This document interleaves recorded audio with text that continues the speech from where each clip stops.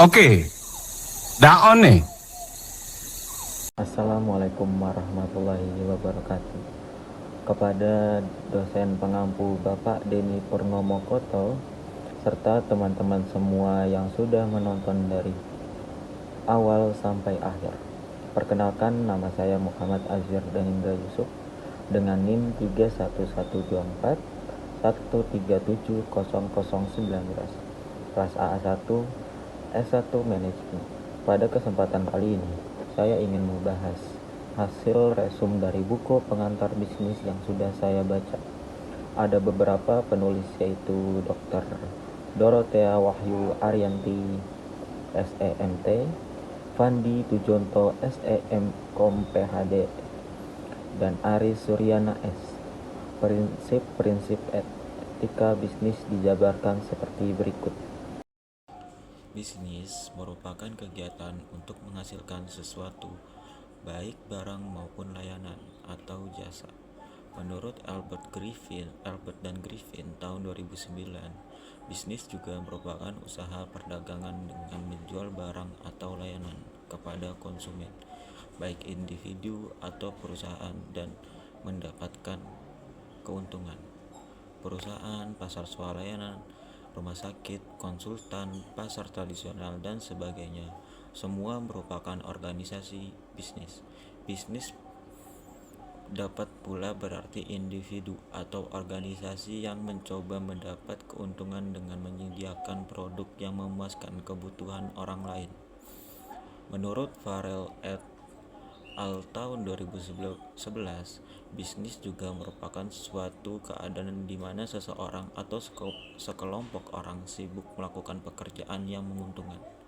Produk Produk merupakan barang atau layanan dengan karakteristik tertentu yang memberikan kepuasan dan manfaat.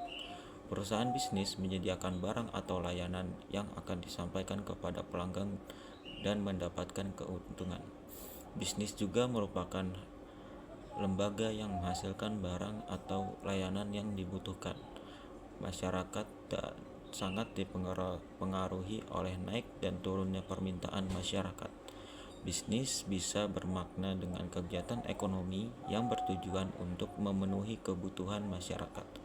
Bisnis dapat dimiliki oleh pemerintah ataupun swasta. Keuntungan yang diperoleh dari bisnis yang dimiliki pemerintah digunakan untuk kemajuan negara yang bersangkutan. Selain itu, bisnis yang dimiliki pemerintah merupakan bisnis yang menangani barang atau layanan yang digunakan untuk memenuhi hajat hidup atau orang banyak di suatu negara dan untuk kemakmuran masyarakat negara tersebut. Sementara itu, bisnis yang dimiliki oleh swasta pada umumnya dilakukan untuk mendapatkan keuntungan dan meningkatkan kemakmuran pemiliknya. Menurut Brown dan Clough tahun 2008, kegiatan bisnis yang dilakukan dalam mengembangkan produk antara lain: yang pertama, mengidentifikasi kesempatan untuk produk atau layanan.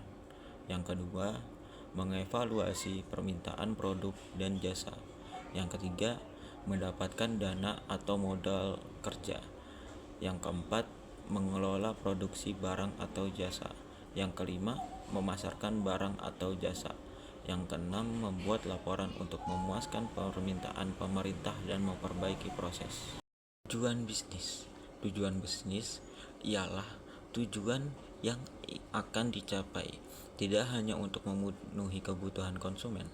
Ada beberapa hal yang ingin dicapai oleh perusahaan dalam bisnisnya, antara lain marketing standing, yaitu penguasaan pasar yang akan menjadi jaminan bagi perusahaan untuk memperoleh pendapatan penjualan dan profit dalam jangka panjang. Yang kedua, innovation, yaitu inovasi dalam produk, barang atau jasa, serta inovasi keahlian tujuan. Yang ketiga, physical and financial resources, yaitu penguasaan terhadap sumber daya fisik dan keuangan untuk mengembangkan perusahaan yang menjadi semakin besar dan semakin menguntungkan. Yang keempat, Performance and Development, yaitu pencapaian tujuan organisasi dalam bidang operasional. Untuk dapat mengelola perusahaan dengan baik, organisasi perlu memiliki berbagai kemampuan dan keahlian yang sesuai dengan profesinya. Oleh karena itu, diperlukan peningkatan kinerja dan pengembangan kemampuan manajer melalui serangkaian kegiatan kompensasi yang menarik dan program training and development yang berkelanjutan. Yang kelima, worker performance and attitude, yaitu tujuan jangka panjang dalam hal tercapainya sikap karyawan terhadap perusahaan dan pekerjaannya. Untuk mencapai tujuan tersebut, maka perusahaan perlu memperhatikan pekerjaan karyawan agar dapat dikerjakan dengan baik dan dapat meningkatkan keterikatan karyawan pada perusahaan dan pekerjaannya. Yang keenam, public responsibility, yaitu tanggung jawab sosial seperti memajukan kesejahteraan masyarakat, mencegah terjadinya polusi, dan menciptakan lapangan kerja bagi masyarakat. Keuntungan merupakan selisih atau perbedaan antara apa yang didapatkan dan apa yang dibayarkan atau dikeluarkan. Individu yang melakukan bisnis adalah orang yang mampu melihat kesempatan dengan menghasilkan produk, baik barang maupun jasa, atau orang yang menghasilkan barang atau jasa